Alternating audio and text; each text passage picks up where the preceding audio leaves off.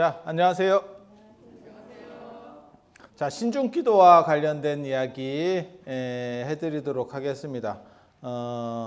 기도는 어떻게 하는 것인가요? 이 책 188페이지부터 나간다고 보시면 돼요. 그래서 똑같은 신이라는 표현을 쓰기 때문에 서로 간에 약간 헷갈리는 부분들이 있어요. 그러니까 용어를 어떻게 쓸 것이냐가 굉장히 중요하고, 어떤 부분들은 사실 일부러 의도적으로 겹쳐서 씀으로 인해서 이익을 보는 경우도 있습니다. 가장 대표적인 경우가 우리가 애국가 부를 때 하느님이 보호하사 우리나라 만세하는 그 하느님을 천주교에서 하느님으로 썼죠. 그렇게 해서 마치 그 하느님이 그 하느님인 것처럼, 이스라엘 하느님이 우리 하느님인 것처럼, 우리 하느님의 정체는 몰라, 뭐 그게 환인인지 삼국유사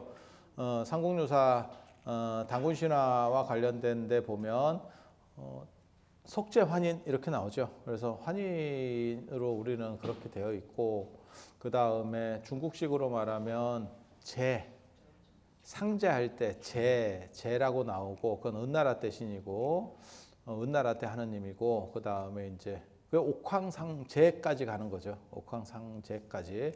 그리고 하늘천자를 써서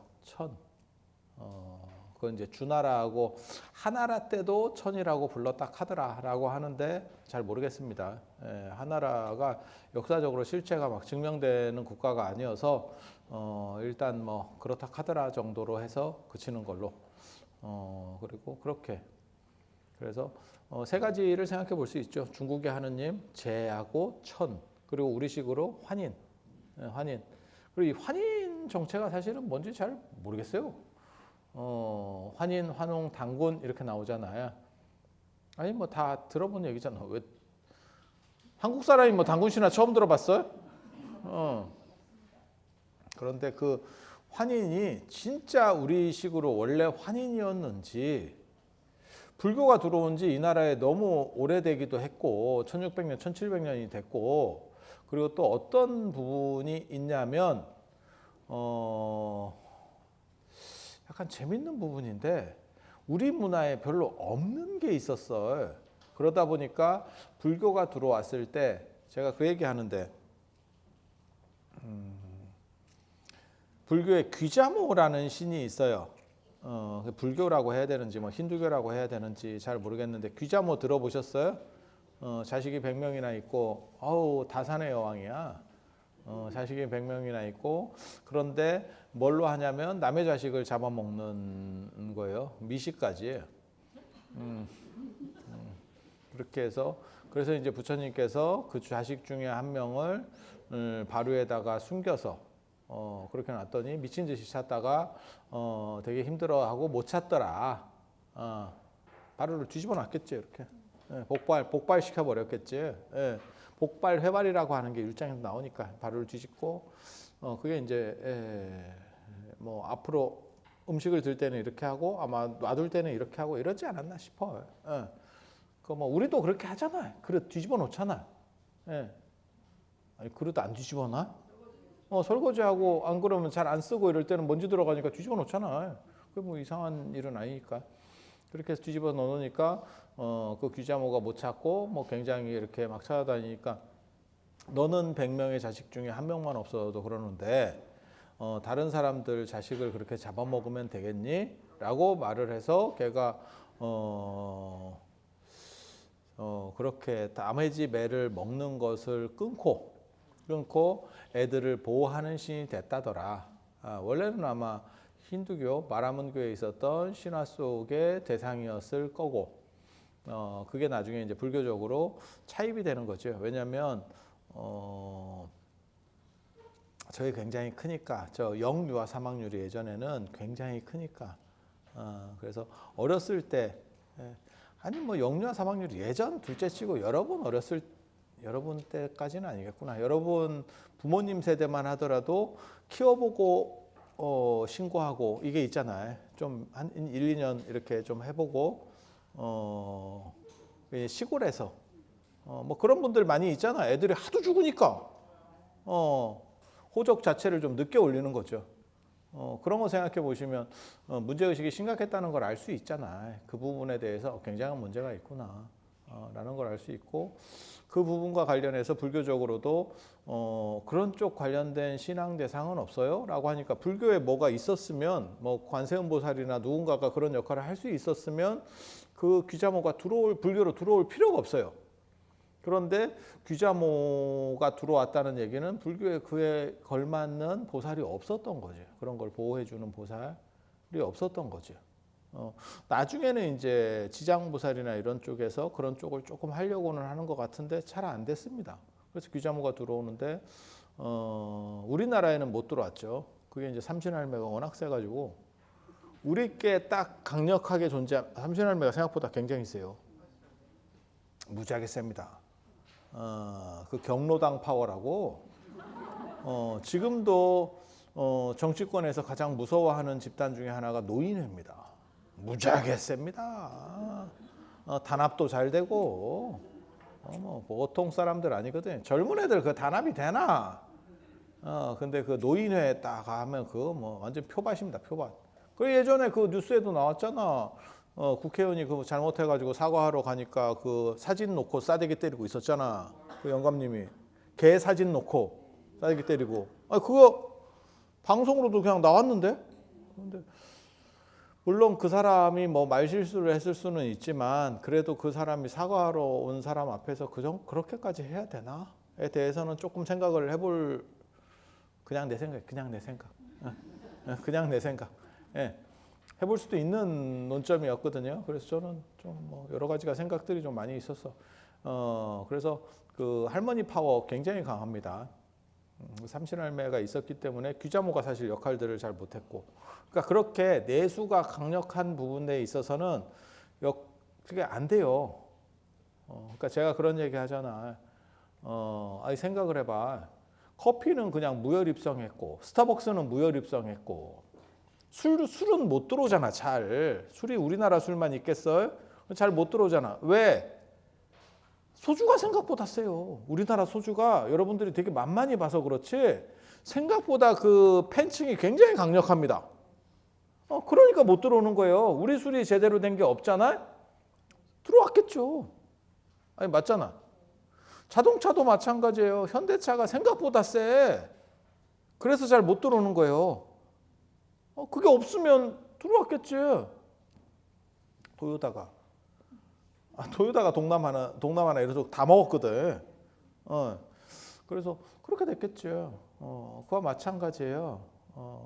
그래서 환인에 대한 생각이 뚜렷하지 않았을 수도 있다는 생각이 있어요. 그냥 전승만 있고 그것이 구체적이지 않았을 수도 있다는 생각이 있어요. 그래서 왜냐하면 왜 그 얘기를 하냐면, 그게 석재환인하고 분리가 잘 안 돼요. 석재환인이 누구냐면 제석천입니다. 그러니까 인도의 제석천이 자꾸 환인하고 이렇게 겹쳐지는 문제가 벌어져요. 이걸 계속 찾아볼수록. 그러니까 이게 분명히 분리되어 있었지만 나중에 제석천에게 먹힌 거예요. 정확하게 말하면. 우리께 있었는데 약하니까 제대로 정립도 안 되고. 우리도 있었잖아. 우리에게는 맥심 커피 믹스가 있었지만 스타벅스에 먹힌 거죠. 아니 맞잖아. 그래서 그렇게 생각하시면 돼요.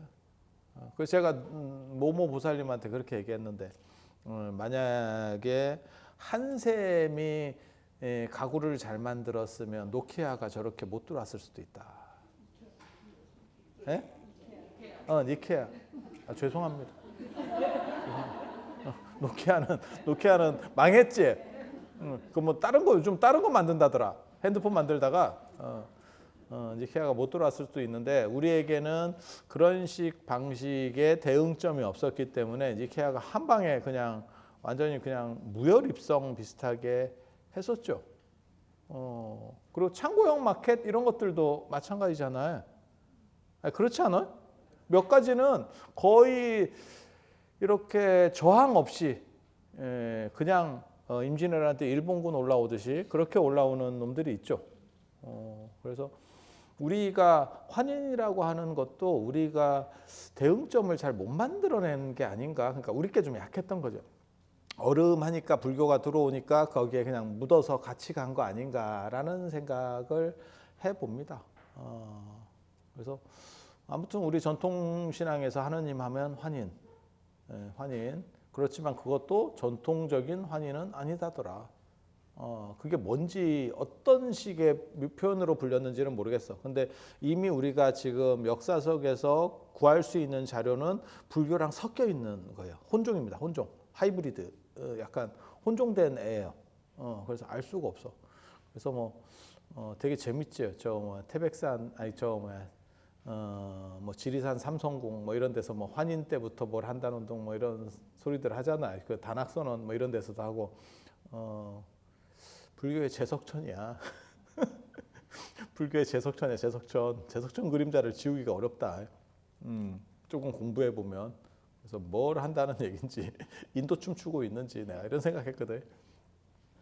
그래서 그런데 거기에다가 우리는 다 그냥 뭉뚱그려서 그러니까 환인 그 다음에 저 뭐야 천, 재 이거를 합쳐서 그냥 뭉뚱그려서 우리식 발음은 하느님입니다. 하늘과 님, 하늘, 님 뭐 이렇게 해서 그냥 굉장히 막연하죠. 두루뭉실하죠. 뭐 이름이 있는 것도 아니고 당신의 이름은 뭡니까? 땅님. 야 이런 식으로 웃기는 것 같지? 토지신이에요. 토지신 이름이 진짜 토지신이야. 나무신의 이름은 뭡니까? 목신. 이게 무슨 장난하나? 구체성 전혀 없습니다. 구체성이 없다는 뜻은 뭐냐? 뚜렷하지 않다. 신앙이 막연하다라고 하는 거고 그럴 경우에 동화되기 쉬워요. 그런데 그 하느님을 또 날름 천주교에서 갖고 갔지. 여호와나 야훼를 하느님이라고 쓰게 된 거죠. 그게 기독교가 쉽게 말해서 천주교가 한국에 뿌리내리는 데 있어서 굉장히 중요한 역할을 했다고 생각합니다. 착각이지만 그 당시 한국 사람들은 그것을 변별해낼 정도의 인지 상태가 안 됐지. 우리 조상들은. 지금은 그게 그거랑 뭐 어떻게 같냐? 야, 유대 신하고 우리의 신이 우리의 하느님이 어떻게 같을 수 있냐?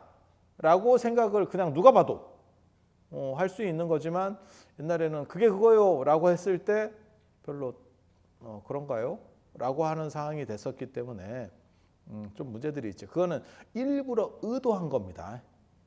그리고 자기네들이 머리가 커지니까 개신교 같은 경우에서는 약간 이제 글자를 바꿔가지고 밑으로 있는 거를 잡아뜨려 가지고 하나님 이렇게 뭐 말장난하는 것도 아니고 그렇게 하는 거죠. 그리고 하나님 하면 유일신이라는 뜻이잖아. 그거 알라입니다. 그게 이슬람의 알라입니다.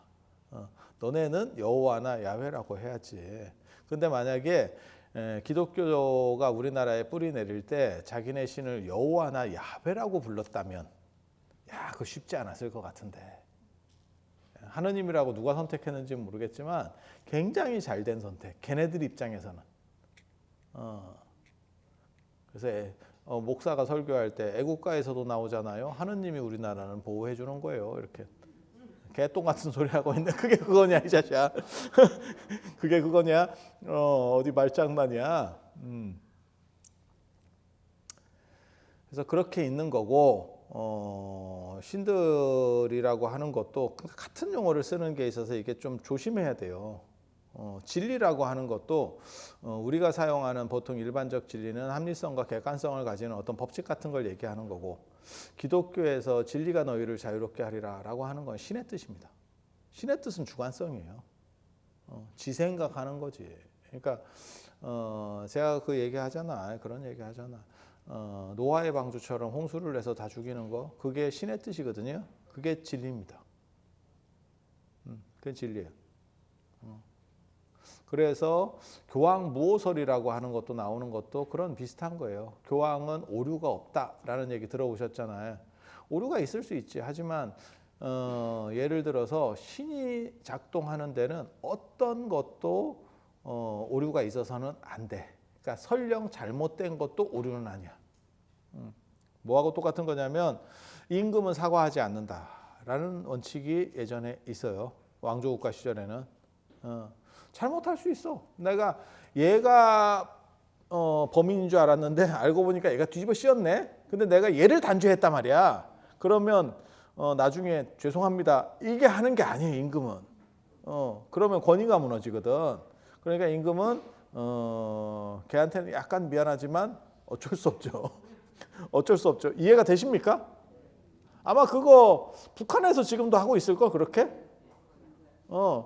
김정은이 사과할 수는 없잖아.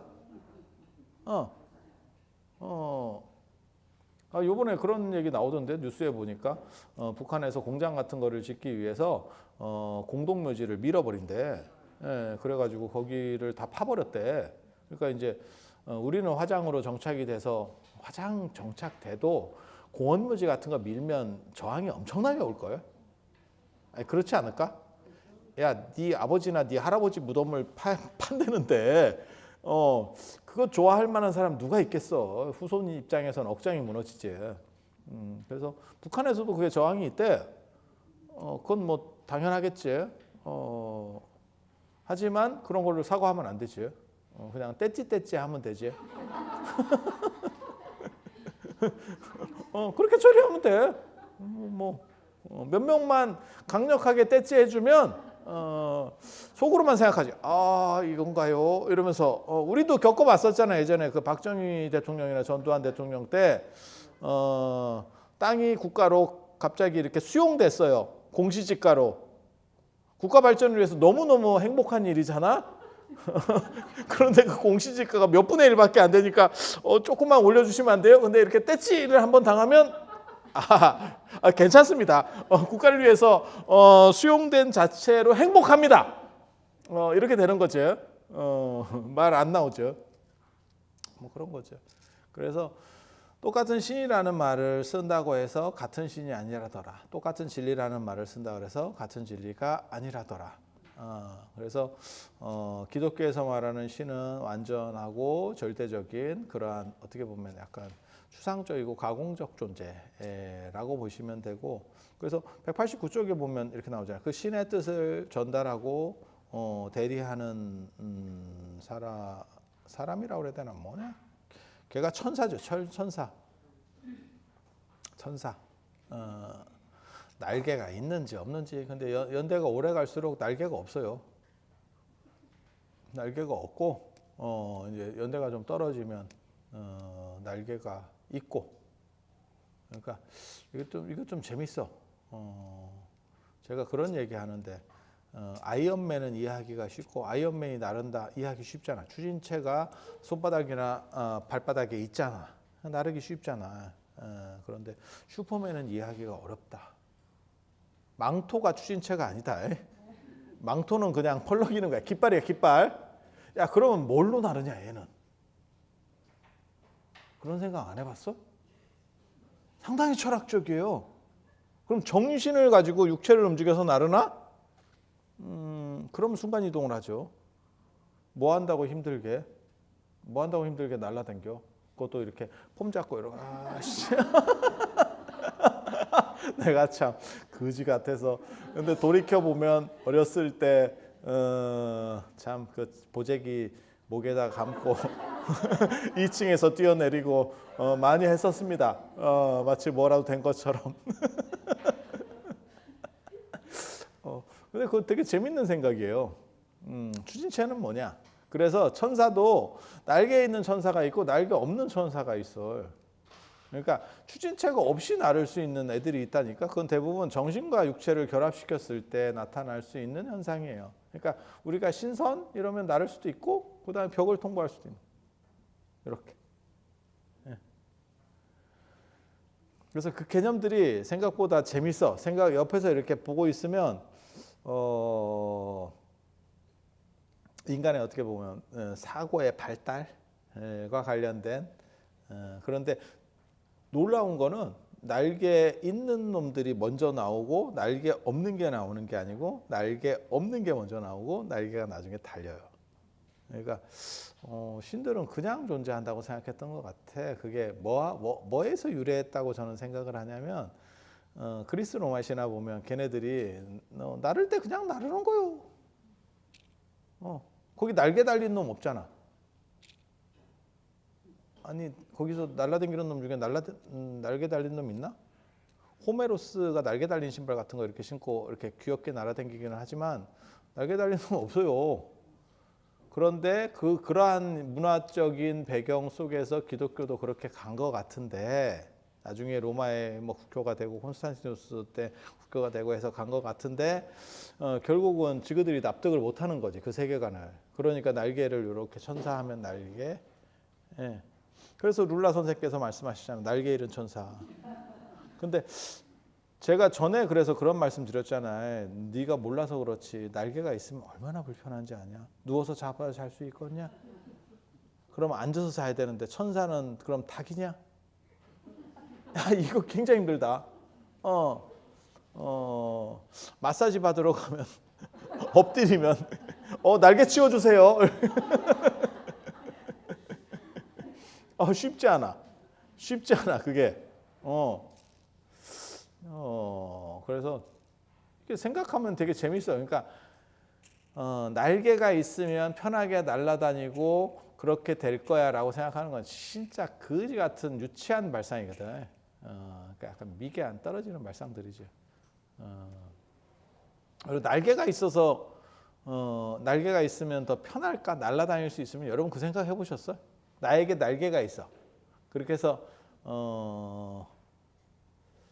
진짜 날아다닐까?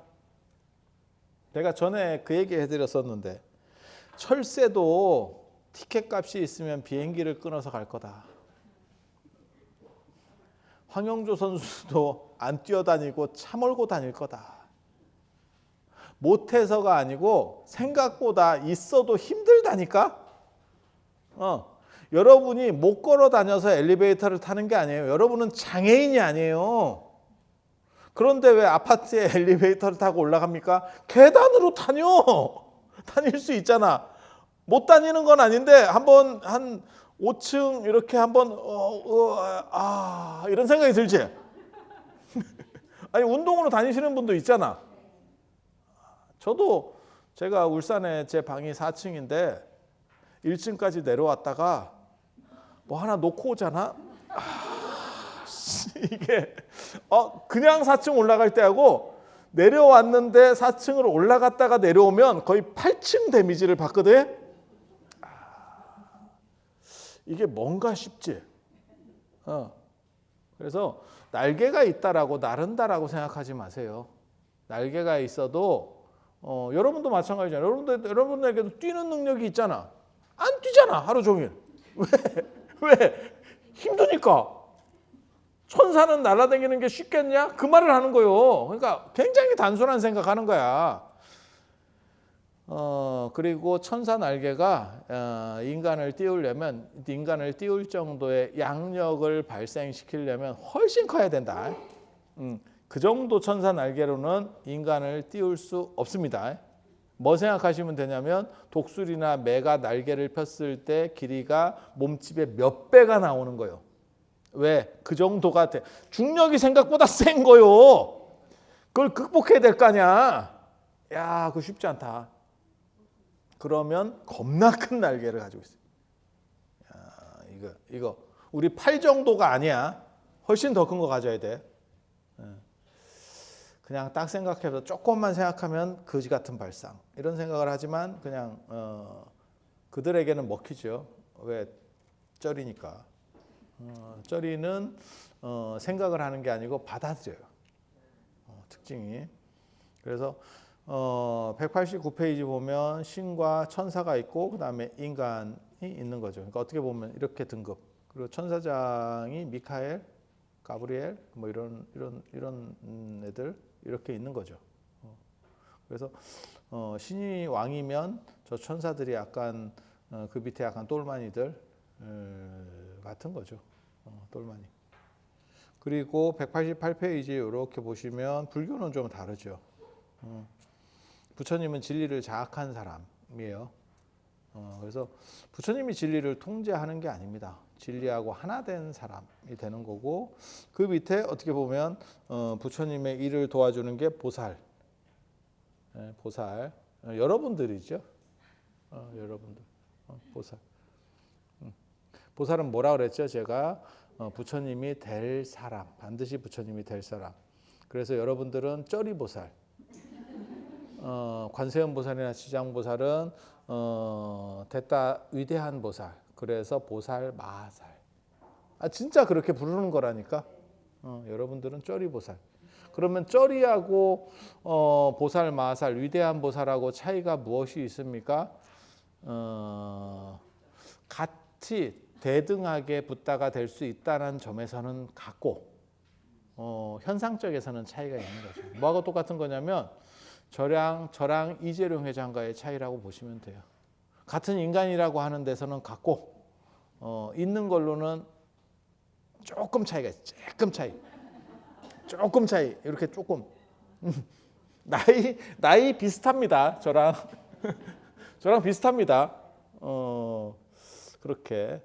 그래서 아마 그 양반도 노안이 시작됐을 거다. 내가 이렇게 추정하고 있더니 뭐 좋은 걸 먹어도 방법은 없을 거다. 뭐 이런 생각을 해보는 거죠. 그리고 그 보살이 있고 부처님 제자로서의 아라한들이 있고, 신은 그 밑에 있습니다. 신은 불교에서 신은 아라한보다도 밑에 있어요. 그래서 불교에서의 신은 개쩌리는 아닌데 쩌리입니다. 왜? 신 밑에도 신이 쩌리고, 신 밑에 누가 있냐면 인간, 동물 뭐 이런 애들이 있거든. 그래서 우리보다는 보통 우리보다는 세지만 이제 조금 수행을 했거나 깨달음을 얻은 사람들한테는 안 되는 거예요. 그래서 성철 노스님께서 예전에 말씀하실 때 신중단의 스님들이 절하는 것은 맞는 게 아닌 것 같다라는 논리도 가능한 겁니다. 근데 제가 이제 그걸 비판할 때는 뭐라고 얘기하냐면, 스님들만 안 하는 게 아니고 스님들이 안 하고 막바로 반야신경을 해버리니까 신도들도 그냥 똑같이 따라 할 수밖에 없어요. 신도만 하고 있을 수는 없어. 왜? 인솔자가 안 하는데 그랑 똑같은 거죠. 그러니까 패키지 여행을 갔는데 가이드는 앉아 있고 한 바퀴 돌고 오세요. 어딘 줄 알고 돌고 와. 네가 앞에 가야 될 거 아니야. 이거랑 비슷한 상황이 펼쳐지는 겁니다. 그래서 그렇게, 그래서 저 같은 경우는 스님인데도 신중단에 절하는 걸 좋아한다더라. 이유는 뭐냐? 나는 내 자신이 쩔이라고 생각하기 때문에 괜찮아. 가오 이런 거 필요 없다. 성철 노스님처럼, 성철 큰 스님처럼 가오 잡는 것보다 나는 실리가 더 좋아. 그래서 그 중에서 하나라도 나를 좀 뭐 이렇게 좀 해줬으면 좋겠어. 나 힘들어 사는데. 힘들어.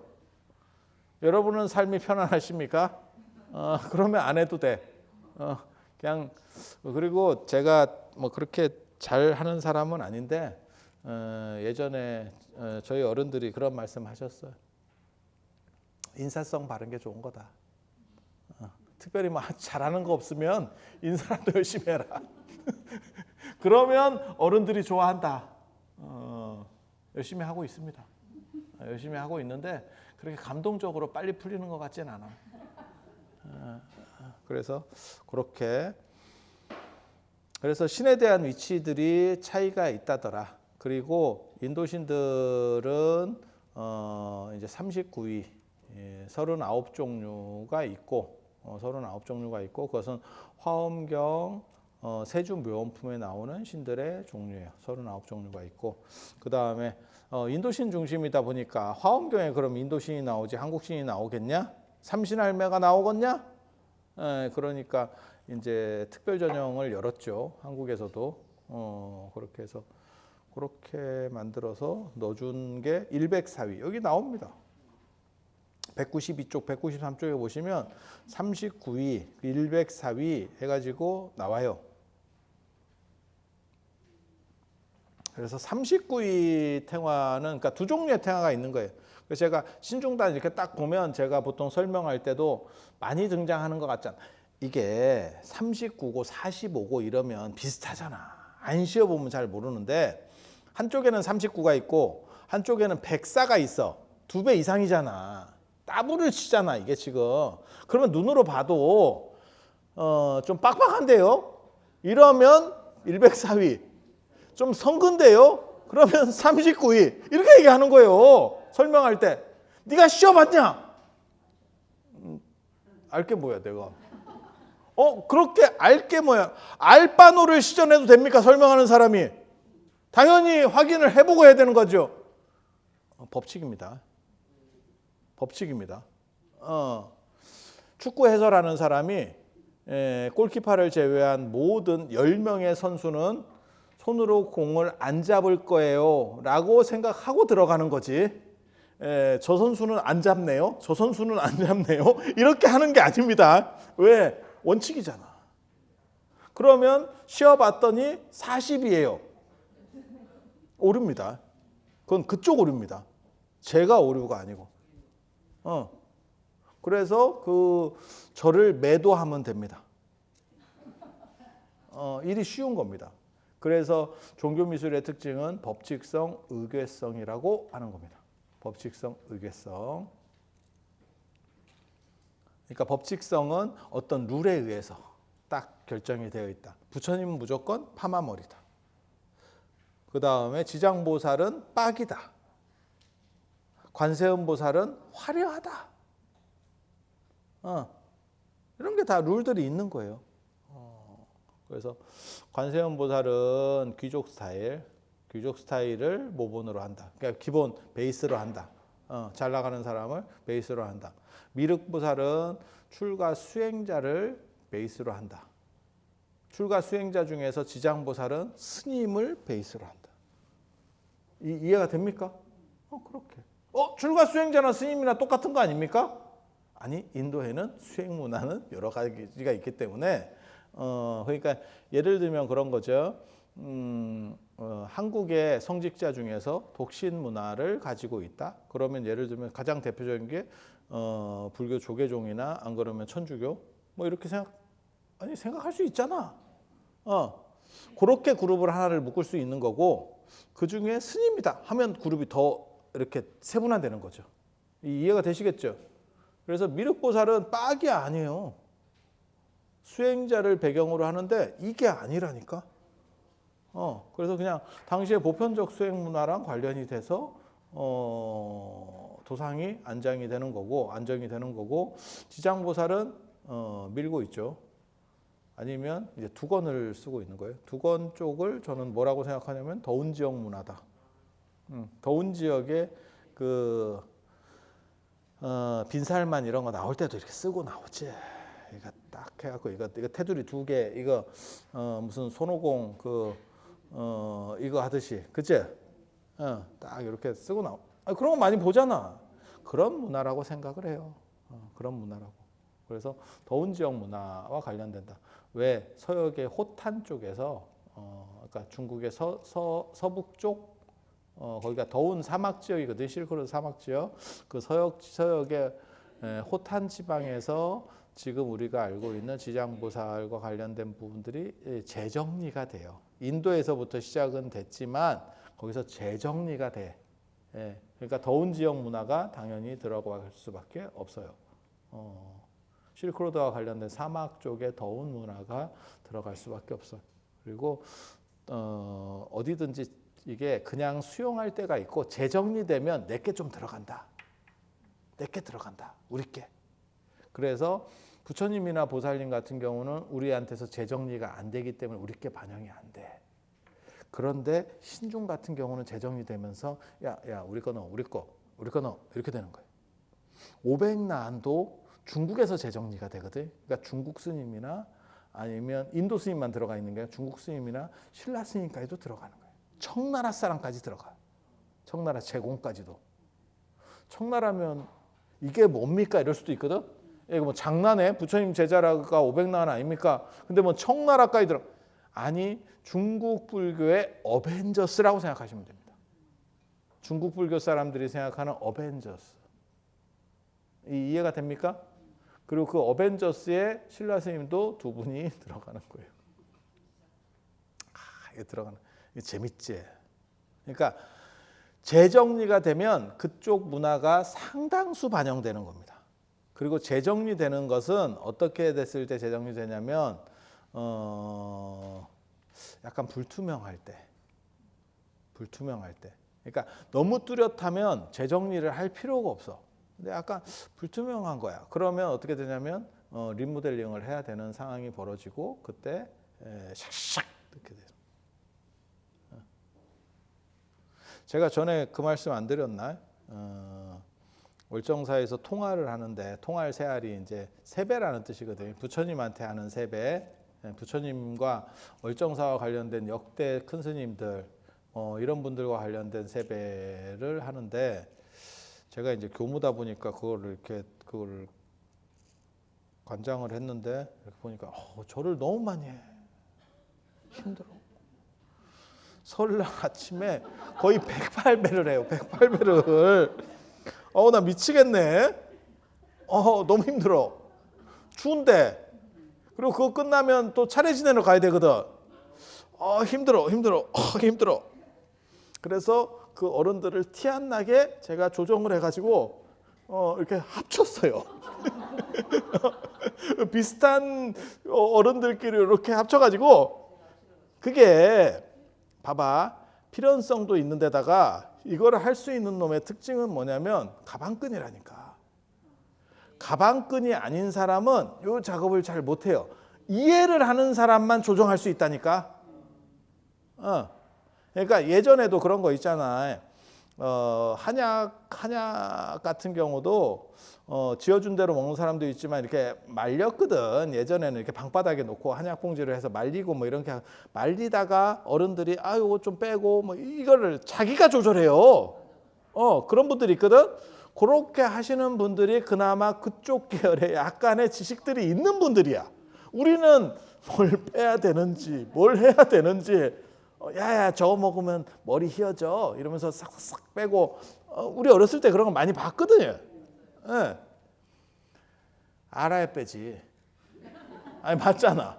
합치고 줄이고 하려고 그러면 내용을 좀 알아야 돼. 그냥 많이 줄였다니까 표 안 나게. 그리고 근데 그거 완전 범죄야. 이제는 말할 수 있다. 완전 범죄야. 그렇게 해서 줄여가지고 상당히 많이 그래도 한 3분의 1 정도를 경감시켰어요. 이게 내가 오대산의 우리 스님들에게 큰 복을 지은 겁니다. 거기 이제 세배 때는 그 통화를 할 때는 산내 스님들이 다 오시거든요. 선원에. 그러면 막 100몇십 분이 계신데 내가 한 20번 30번만 절을 줄여드렸어도 그게 몇 번이요? 엄청나게 대단하잖아. 그 공덕을 쌓았는데 올해 저보다 더 획기적인 분이 나타났죠. 올해 저보다 원래 한 어른한테 3번씩 절하는데 한 번씩 하도록 하겠습니다. 이래버리더라고. 1배로 3배가 아니고 1배로. 이야 이게 그러니까 저처럼 막 머리 써가지고 이거 합치고 이거 비슷한 계열인데 뭐 이러면서 이게 아니고 3번 하는 걸 한 번으로. 야 나 스티브 잡스인 줄 알았네. 우리는 투지폰에서 이 기능을 더 이렇게 더 작게 어떻게 집어넣어야지 이랬더니 됐고요 스마트폰 나옵니다. 이렇게. 대단한 분입니다. 대단한 분입니다. 원주 스님이 했을 겁니다. 그래서 내가 내가 안 한 거니까. 그래서 이거를 구체적으로 손대려면 내용을 알아야 돼요. 아는 사람이 손대. 그래서 그냥 조금 이렇게 성글게 있다 그러면 39위, 설명할 때도 많다 그러면 104위 이렇게 설명을 하면 되고 39위에서의 짱 누구냐? 제석천, 범천, 밑에는 위태천입니다. 이 삼강구도입니다. 좌제석 우범천이에요. 특별하지 않으면 좌제석 우범천. 보는 방향이 아니고 보여지는 방향에서 제석천, 범천, 위태천. 이렇게 신중탱화가 위아래로 나눠져 있거든요. 구름같이 뭐 이렇게 해서 나누든지 이렇게 뭐 2단으로 나눠져 있는데 특별하지 않으면 밑에 쪽에는 무관복장을 하고 있어요. 위쪽에는 문관복장, 귀족복장을 하고 있어요. 우리는 문무양반 뭐 이렇게 얘기하지만 그걸 대등관계라고 잘 안 봐요. 아니 봤잖아. 부친 사람을 높이는 문화가 있잖아 우리에게.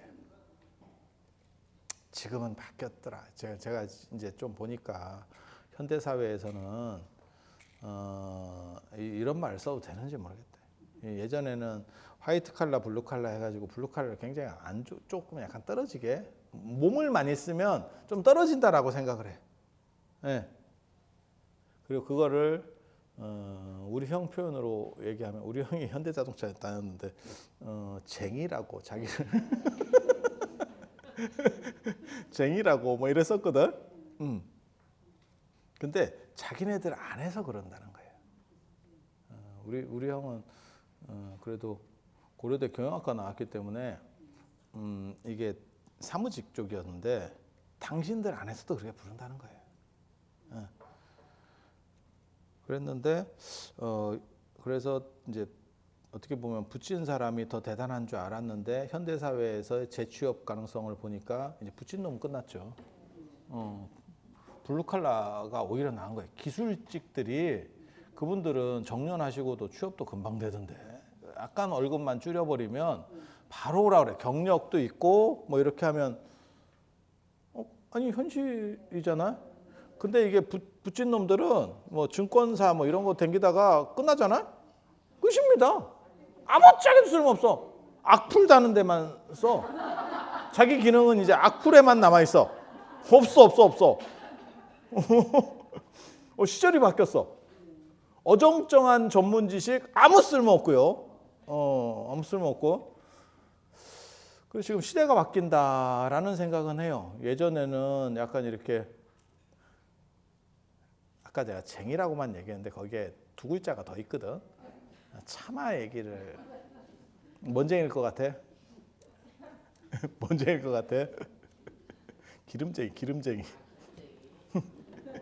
기름쟁이. 근데 지금은 기름쟁이가 승자입니다. 어떤 의미야? 승자입니다. 그래서 야, 세상이라는 게 참 이런 거구나 라는 생각을 하죠. 그래서 밑에 쪽에 이게 무관 복장을 하고 있는 쪽이 떨어지는 거, 위에서 귀족 복장을 하고 있는 쪽들이 좀 더 센 겁니다. 그래서 위아래로 2단으로 나눈 거예요. 만약에 그게 대등관계라고 생각하면 좌우로 나눕니다. 좌우로.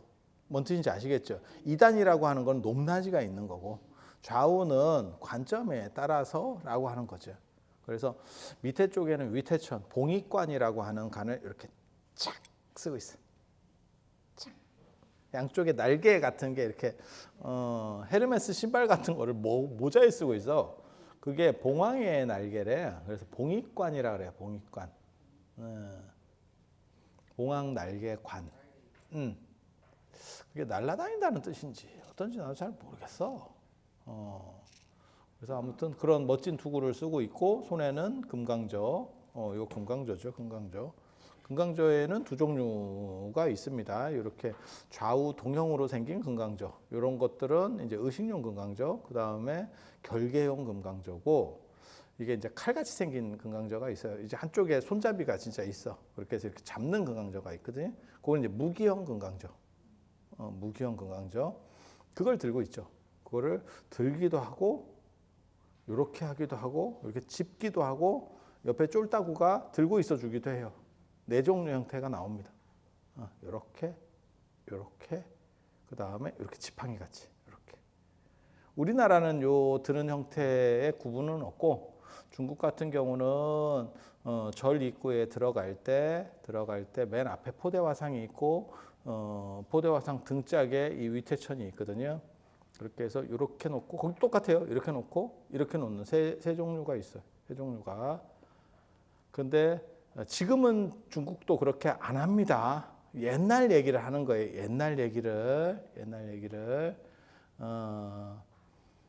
그래서 위로 이렇게 잡고 있으면 객스님 안 받아요 라는 뜻이에요. 객스님 안 받아요. 야 저리 가. 저리 가. 저리 가. 이렇게 들고 있으면 수평으로 들고 있으면 밥은 줍니다. 야 밥 준다. 밥 준다. 밥 준다. 이렇게 들고 있으면 재워도 준다. 재워도 준다. 그게 어떻게 보면 암암리의 룰이에요. 옛날 풍습이야. 옛날 풍습. 지금은 해당 사항이 없고 걔네도 그거 구분 못할 거예요. 옛날 얘기야. 옛날 얘기.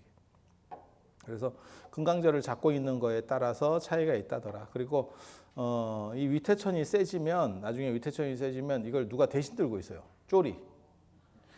누군가 대신 해주고 있으면 센 겁니다. 무기를 내가 들고 있으면 뽀대는 나지만 힘들잖아. 근데 옆에 쪼리 하나 더 붙어서 걔가 들고 있어. 내 위상이 더 올라가는 거예요. 저도 마찬가지죠. 제가 여기 같은 경우는 그나마 제가 이렇게 이런 유튜브 이렇게 하고 있으면 저기 촬영도 해주고 이렇게 누가 잘 되는 거 봐주고 이렇게 하는. 울산 가면 제가 어떻게 합니까? 제가 카메라 설치하고 야 잘 나오냐? 이걸 내가 해. 내가 나한테 물어. 그래서 그걸 조정을 하고 더럽게 없어 보이죠? 그게 인생이지 뭐. 그래서 쪼리라도 하나 있어서 찍어라도 주면 감사합니다. 감사합니다. 모시고 살아야지. 그래서 그렇게. 그리고 위쪽에서는 제석천, 범천.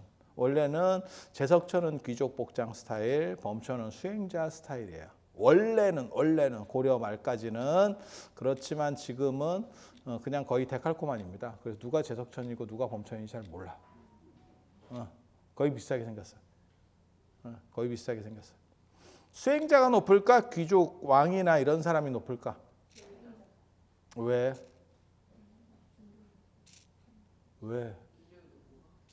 수행자가 높나? 지금은 어때? 귀족은 없으니까, 현대사회 귀족은 없으니까 재벌이 높을까? 종교인 중에서 핫한 사람이 높을까?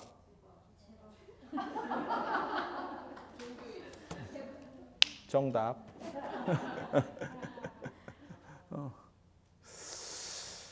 뭐 그렇게 가는 거죠. 그렇게 가는 거죠. 근데 왜 인도 사람들은 수행자가 더 높다고 생각을 했을까? 범천이 제석천보다 위에거든요. 왜 더 높다고 생각했을까? 인도의 카스 제도가 존재하기 때문에 브라만, 크샤트리아, 마이샤, 수드라 이렇게 나오기 때문에 크샤트리아의 대장이 누구냐면 왕이잖아요. 귀족 중에서 대장은 왕이지 뭐 왕 이상이 있어? 왕입니다요. 이렇게. 그리고 수행자 중에 대장은 누구지? 깨달은 사람이죠. 깨달은 사람이죠. 그래서 수행자에 대한 존중 문화가 있는 거는 그들의 카스트 제도 상에서 이렇게 수행자 그룹이 위에 상위 카스트이기 때문에. 물론 그러면 왕하고 바라문하고 누가 더 높냐? 현실에서 대가리 박치게 하면 왕이 셉니다.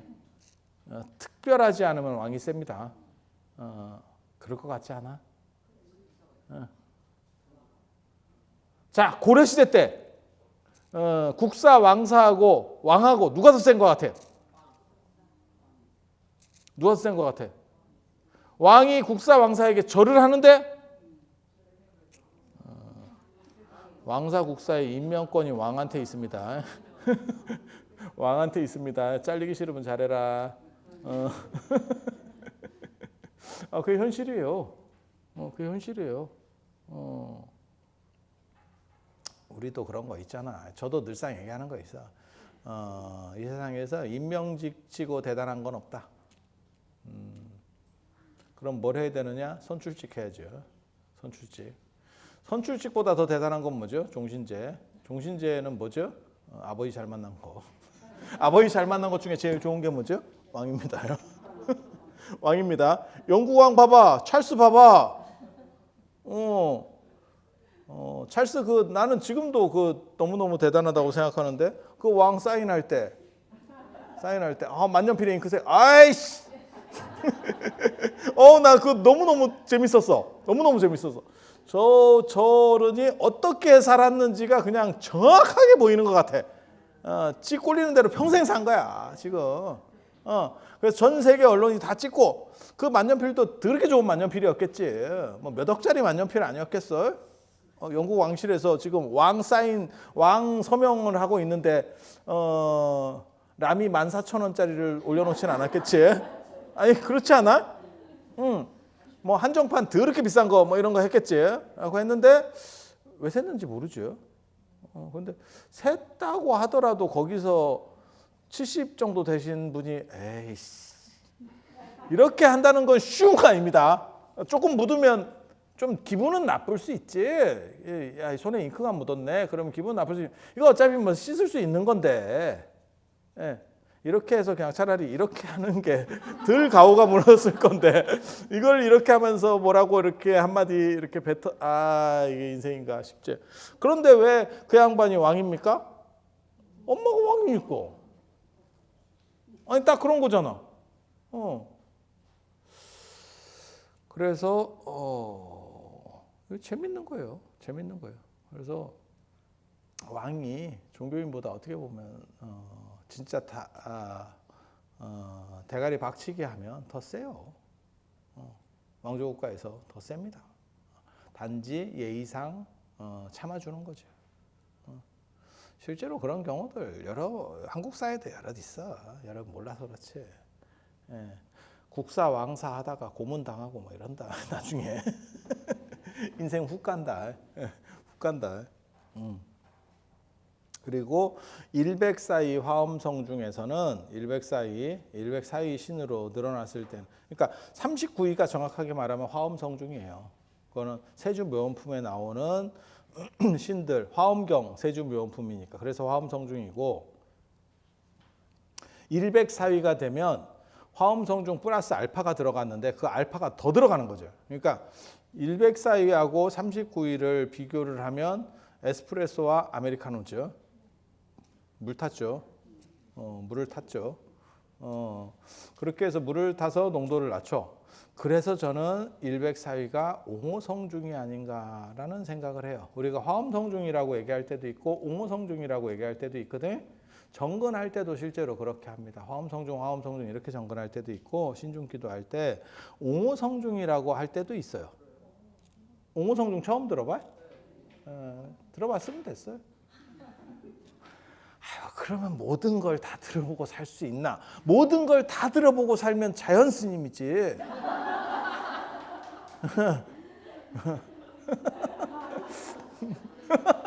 아유, 이런 캐릭터 쉽지 않아. 근데 실제로 옹호성중이라고도 해요. 그래서 옹호성중이라는 거는 나를 옹호해주고 보호해주는 그러한 성스러운 떼거리. 예, 화엄성중이라고 하는 거는 화엄경에 나오는 성스러운 떼거리 이런 뜻이에요. 그래서 왜 두 가지 표현이 나오느냐를 생각했을 때 일백사위를 옹호성중, 화엄성중이라고 부르는 게 정확한 표현이 아니거든요. 물 탔잖아. 물 탔잖아. 아니 맞잖아. 그래서 그렇지 않은가라고 저 같은 사람이 추정을 하고 있습니다. 그러면 이게 밝혀질 수 있느냐? 못 밝혀집니다. 이런 문화적인 것들은 근원이 뚜렷하지 않아요. 그런데 같은 지시대상을 왜 같이 사용하지 않느냐에 대한 부분 옹호성중을 또 다른 면에서 생각하면 어떻게 생각할 수 있냐면 화엄종 외의 사람들이 불렀을 가능성도 있다. 예전에는 뭐 법상종, 선종 뭐 다 있을 수 있거든요. 그걸 화엄성중이라고 하면 약간 먹히고 들어가는 느낌이지. 뭔 뜻인지 아시겠어요? 그 같은 불교 아닙니까? 아닙니다. 예, 파가 다르면 다른 겁니다. 완전히 다릅니다. 그리고 원래 비슷한 쪽에서 경쟁하는 겁니다. 그러니까 예를 들어서 삼성이나 LG가 만드는 TV에 QLED, OLED 있거든요. 그 비슷한 거 아닙니까? 그러면 지그들 지랄하죠. 우리는 비슷하죠. 왜? 우리는 전문가도 아니고 뭐 어쩌라고 이렇게 생각하고 걔네 입장에서는 이거야말로 초격차다라고 말하는 거죠. 아니 맞잖아. 그렇게. 그러니까 상대 용어를 따라서 해주기 싫으니까 우리도 그러고 있잖아. 한 나라에서는 동해라고 부르고 한 나라에서는 일본해라고 부르고 죽을 때까지 가는 거죠. 누구도 양보할 수 없죠. 그러면 그게 다른 겁니까? 아니요, 같은 겁니다. 외국인이 볼 때는 어떻게 웃기고 있네. 그냥 내 일 아닌데 뭐 그렇게 부르든가 저렇게 부르든가 뭐 어쩌라고 이렇게 생각하는 거고 한국 사람이나 일본 사람한테 물어보면 이게 미친나 이제 이렇게 나오는 거죠. 아니 맞잖아. 그렇게 생각하시면 돼. 그래서 화엄종이 아닌 쪽에서 불렀을 때는 오성종이었을까?도 생각을 하고 또 일백사위로 늘리는 데 있어서 화엄종이 아닌 종파에서 작동한 게 아닐까라는 생각도 해봅니다. 왜? 이게 화엄경에 근거를 해서 자꾸 하다 보면 지금 봐봐 경쟁 상대에 있는 거야. 내가 지금 나는 법상종이야. 근데 얘네 화엄종이야. 근데 자꾸 화엄성종을 갖다 써야 돼. 야 이거 좀 그런데? 그러면 어떻게 돼? 물타기를 해가지고 우리는 오성종 우리 게 더 큰 거야. 야 너네 10만 원 가지고 39명 주는데 너 신중기도에 39명이다. 고기 하는 거하고 우리 104명이 우리는 봐줘. 단가는 똑같다. 기도비 똑같아. 기도비 똑같아. 어디에 붙일 건데? 듣고 보면 되게 유치하죠. 분명히 있습니다. 경쟁이 과열될 때 분명히 존재했을 겁니다.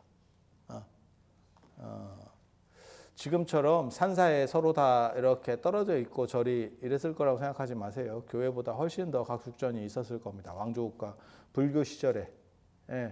그러면 뭔가 다양한 아이템들을 내야 되고 변화될 만한 것들을 끊임없이 제시를 해야 승부에서 살아남는 거예요.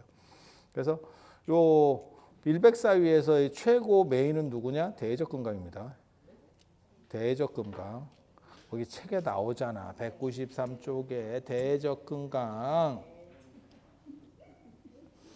그리고 대적금강이 메인이고 그리고 8대금강, 사보살, 10대 명왕. 그래서 예전에는 지금은 신중단 예불 할 때 상계 육색 제천중, 중계 팔부 사왕중, 하계 일체 오법선신, 연기등중 뭐 이렇게 얘기하는데 예전에는 예전 연불에는 8대 금강, 4대 보살, 10대 명왕 이렇게 나와요. 보살이 왜 신에 들어갑니까? 8금강이라는 거 하는 것은 금강역사, 8명의 금강역사. 10대 명왕이라고 하는 거는 지옥을 관장하는 10명의 염라대왕과 그 쫄개들. 누구지? 자, 오래간만에 들어가 봅니다. 진강대왕, 초강대왕, 그 다음에 송제대왕, 오간대왕, 염라대왕, 변성대왕, 평등대왕, 도시대왕, 태산대왕, 도시대왕, 평등대왕, 그 다음에 오도전륜대왕.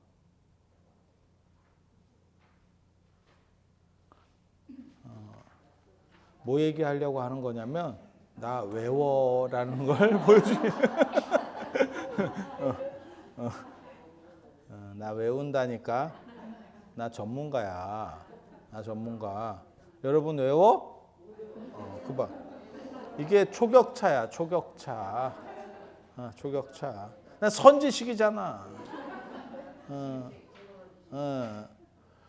그래서 예전에 실제로 예불에 보면 8대 금강, 4대 보살, 10대 명왕 중 이렇게 그 예불이 있었어요. 농담으로 하는 얘기 아니고. 그리고 그 밑에 제석범천 사천왕이 들어와. 요 194쪽 봐봐. 그리고 195쪽 보면 하단에 가장 이제 토지신, 가람신은 절을 지켜주는, 그다음에 조왕신, 산신 이런 애들이 나오죠. 조왕신, 산신, 내호조왕, 외호산신 들어보셨어요? 집안에서는 조왕이 첫째고, 조왕이 뭐냐면 부뚜막신이에요. 부뚜막신. 그다음에 밖에서는 산신. 예전에 호환마마, 그 호환이죠. 호환에 해당하는.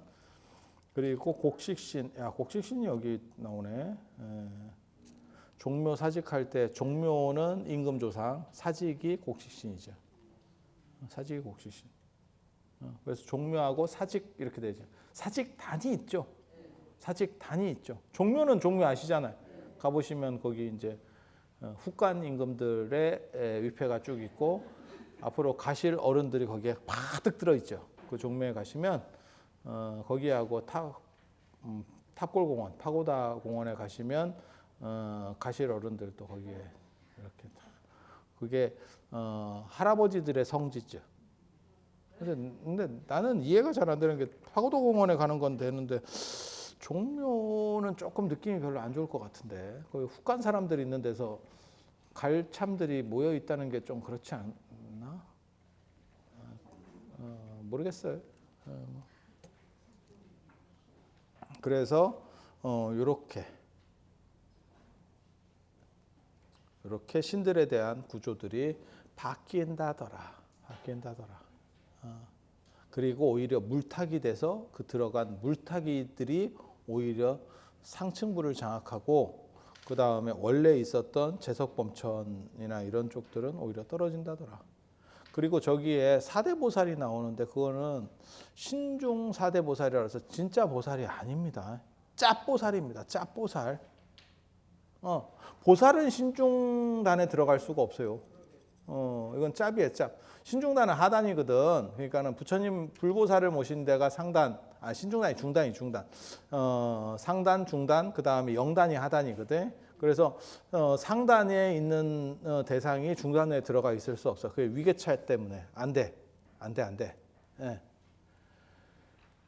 그래서 거기에 있는 보살은 짭보살입니다. 그런데 예전에 모모 어른 스님이 그 짭보살인지를 모르고 8대 금강, 4대 보살, 10대 명왕 중 이러니까 보살을 앞에다 해야지. 그래서 4대 보살, 8대 명왕, 10대 명왕 중 8대 금강, 10대 명왕 중 이렇게 예부를 바꿨었어요. 그래서 저도 그때 쩔이었기 때문에 그 말이 맞는 것 같은데 라고 했지만 조금 가방끈이 길다 보니까 아니었죠. 아니었죠. 옛날 사람들이 그렇게 다 바보는 아니죠. 그래서 그런 정도 얘기하는 걸로 해서 오늘 신중과 관련된 부분 마치도록 하겠습니다. 그리고 다음 시간에 이 얘기 조금 더 해드리고 넘어갈 수 있도록 그렇게 할게요.